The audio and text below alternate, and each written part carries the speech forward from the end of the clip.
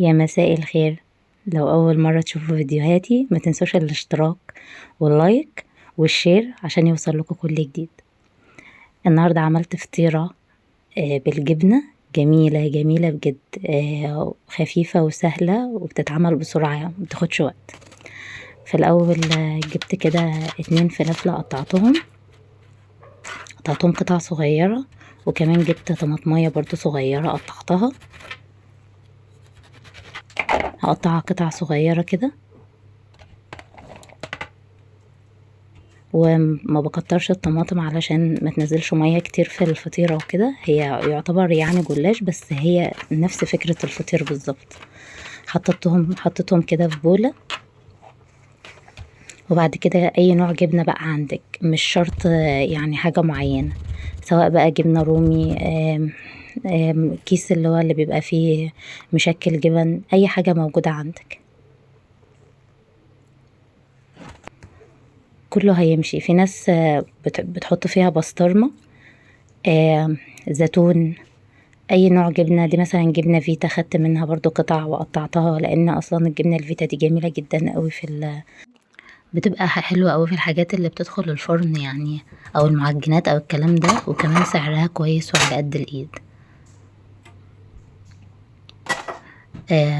كان عندي برضو كيس فيه اللي هو الميكس الجبن، بجيبه كده بحطه في الفريزر وبطلعه ما بكون عايزه اعمل اي حاجه فيها جبن، بحط منه جميل جدا، بيبقى ميكس ما بين كده شيدر وموزاريلا. وكمان كان عندي كام صباع كده نقانق، مسكته قطعته برضو كده حتت صغيره وحطيته مع. بعد كده بقى جبت الصينيه بتاعتي اللي انا متعوده اعمل فيها الجلاش دايما، اديتها كده مسحه بسيطه من اي ماده دهنيه عندك، وبدات ان انا احط بقى الجلاش. ولو لاحظتوا هتلاقيني مش بحط يعني ماده دهنيه، مش بكتر، يا دوبك كده على قد مسحه خفيفه جدا بالفرشه. ونزلت بقى الخليط بتاعنا الميكس بقى اللي احنا عملناه ما بين خضار وجبن ونقانق. طبعا كده هطبق كده الجلاش عشان الحشو كده ما يطلعش من الجناب، فبعد ما بخلص بقى بقوم مطبقاه كده على الحشو. بعد كده بقى هكمل بقية فرد الجلاش. اول بقى ما اخلص كل طبقات الجلاش هبدأ بقى اجيب الحاجات اللي هي الخارجة دي، الحاجات اللي خارجة من الجلاش دي، وهبدأ اتني كده لجوه، ارفعها عادي خالص واتني بقى لجوه كده لتحت زي ما انتوا كده شايفين.